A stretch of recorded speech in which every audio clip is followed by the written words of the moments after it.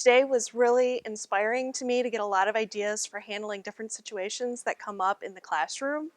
And, Jason did it in such a way that it was, quick hits and fast and ways for us through case studies, examples, everything we see in our day-to-day classrooms. We got these great ideas. And by the end of 2 hours, I had no idea that I would come out with 57 new techniques for handling a difficult, classroom to hopefully have a more peaceful and serene classroom.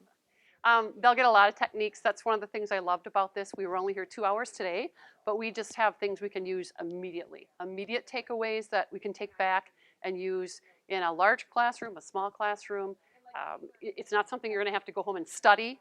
You've got things right away in your toolbox to use immediately.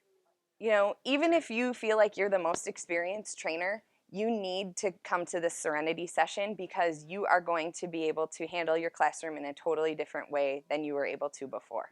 And I really enjoyed this program.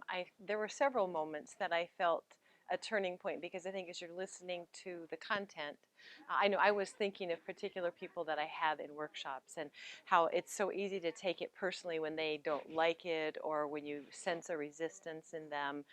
And this gave me a couple of really key points, like the just turning to someone who is making a critical comment and saying, it could be the worst training ever. So, and just moving on from it, because I think as trainers, we sometimes take it really personal because we have a lot of pride in the work that we're doing. And when someone doesn't like it, I think a natural inclination is to defend yourself. And this gave a lot of tips about how to just step back from feeling defensive yourself and do as we know we're supposed to do, which is think of the learner and think of their motivational needs. That's really one key point I would take away as well, is not just look at the behavior, but always look at what's driving that behavior for the person and answer that need instead of responding from what you think. Respond more for the need that that person has. I thought that was really helpful for me. And I found that this information was very helpful in thinking about how I can keep myself calmed down and ready to deal with and feeling confident when someone portrays one of these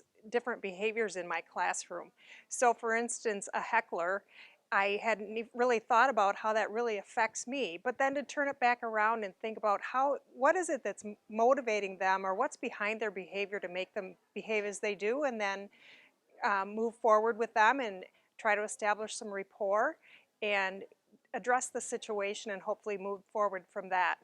The other thing that I really liked about it as I listened was these are skills that I can use not only in the classroom, but I can use them when I'm in meetings or when I'm coaching managers and how to work with some of their employees that exhibit these behaviors in their meetings or when they're trying to train.